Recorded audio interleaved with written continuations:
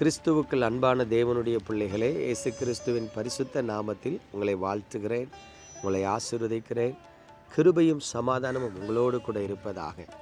இன்றைக்கும் நம்முடைய தியானத்திற்கு ஆதாரமாக உபாகமத்தின் புஸ்தகம் 7ஆம் அதிகாரம் 12ஆம் வசனத்தை பாருங்கள்.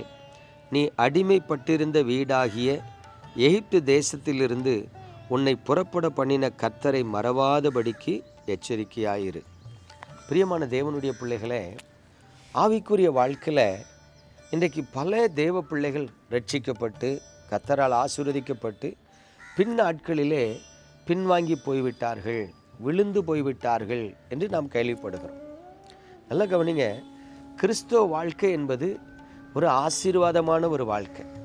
கிறிஸ்துவ வாழ்க்கை என்பது தேவனால் தெரிந்து கொள்ளப்பட்டு தேவனோடு சஞ்சரிக்கிற ஒரு அருமையான வாழ்க்கை.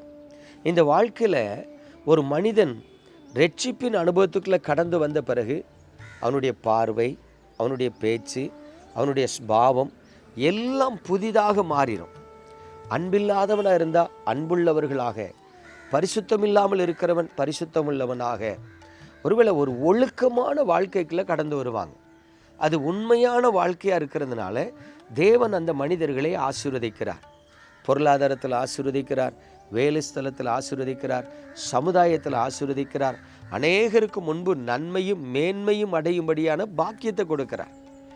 ஆனால் அப்படி ஆசீர்வதிக்கப்பட்டு வந்தவர்கள் அதில் நிலைத்திருக்காமல் கொஞ்ச காலங்களுக்கு பிறகு விழுந்து போகிறதை பார்க்கிறோம், அவமானப்படுத்தப்படுகிறதை பார்க்கிறோம், ஆசீர்வாதத்தை இழந்து போகிறதை பார்க்கிறோம். ஏன்? கொஞ்சம் நல்லா கவனிங்க ஐயா. தேவன் சர்வ வல்லமை இல்லவர். தேவனை ஆராதிக்கிற மனிதர்கள் ஏன் விழுந்து போகணும், ஏன் வஞ்சிக்கப்படணும், ஏன் அசிங்கப்படணும் அப்படின்னு கவனித்து பார்த்தால், கொஞ்சம் அவங்கக்கிட்ட பழகி பார்த்தா, தேவன் ஆசீர்வதித்த பிறகு அவர்கள் தேவனை மறந்து விடுவார்கள். நல்லா கவனிக்கணும்.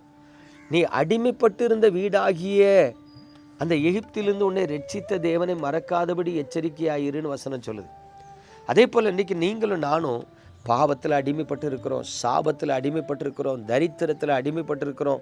இந்த அடிமைத்தனத்தில் இருக்கும் பொழுது கர்த்தரை நோக்கி கூப்பிட்டு, ஆண்டவரே என்னை ஆசீர்வதிங்க, ஆண்டவரே என்னை விடுதலையாக்குங்க, ஆண்டவரே எனக்கு நன்மை செய்யுங்கன்னு ஜெபிக்கும் பொழுது கர்த்தர் நம்முடைய கண்ணீரின் ஜெபத்தை கேட்டு நம்மளை விடுவிக்கிறார், நம்மை ஆசீர்வதிக்கிறார், நமக்கு சமாதானத்தை தருகிறார். ஆனால் தேவன் விடுவித்து ஆசீர்வதித்து சமாதானத்தை தந்து நடத்தும் பொழுது பாருங்கள், ரெகுலராக ஜெபிக்கிறது இல்லை, தினமும் வேதத்தை வாசிக்கிறது இல்லை.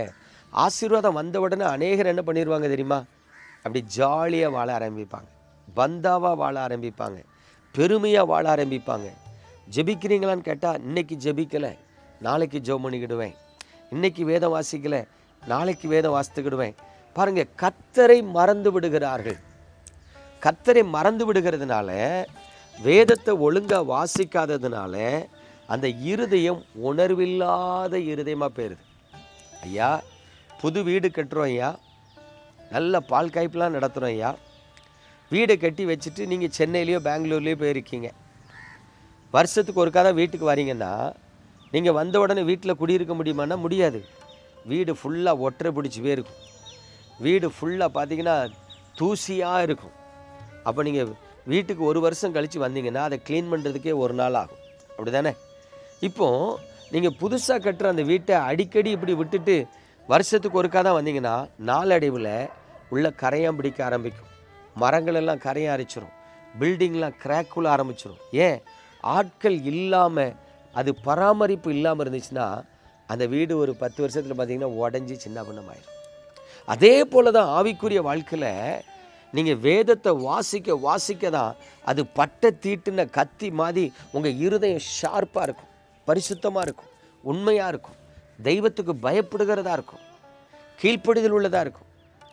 நீங்கள் வேதத்தை வாசிக்கிறதே இல்லை, வாரத்தினால் ஒரு நாள் வாசிக்கிறேன், வாரத்தில் ஒரு நாள் தான் ஜெபிக்கிறேன் அப்படின்னா உங்கள் இருதயம் உள்ளே ஒட்டடை பிடிக்க ஆரம்பிச்சிடும். கொஞ்சம் கொஞ்சமாக பாவம், பெருமை, கசப்பு, வைராக்கியம், பழிவாங்குதல் எல்லாம் நைஸாக ஒவ்வொரு பாவமாக போய் உங்களை தேவனை விட்டு முற்றிலும் பிரித்து தேவனற்றவர்களாக மாற்றி மீண்டும் பாவத்தில் விழும்படி அடிமைத்தனத்துக்குள்ளே கொண்டு வந்துடும்.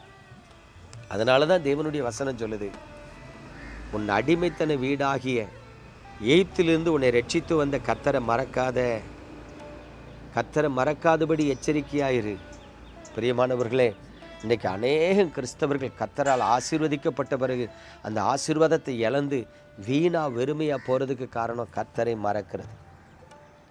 கர்த்தருடைய நாமத்தில் சொல்கிறேன், ஆண்டவரை மறக்காதீங்க.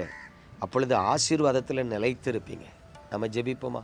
எங்கள் அன்பின் பரலோக தகப்பனே, பரிசுத்தமான இந்த நாளுக்காய் ஸ்தோத்திரம். உமது கிருபையுள்ள கரத்தில் உமது பிள்ளைகளை தருகிறேன். ஆசீர்வதியும் ஆண்டவரே. ஆண்டவரை உம்மை விட்டு பின்வாங்காத படிக்கும், உமக்கு துரோகம் பண்ணாத படிக்கும், சோர்ந்து போகாத படிக்கும் உடைய கிருபை அவர்களை தாங்கி நடத்தட்டும் என்று சொல்லி இயேசு கிறிஸ்துவின் நாமத்தில் ஜெபிக்கிறேன். ஜெபித்து ஆசீர்வதிக்கிறேன். ஜெபம் கேளும் எங்கள் ஜீவனுள்ள பரம தகப்பனே. ஆமென்.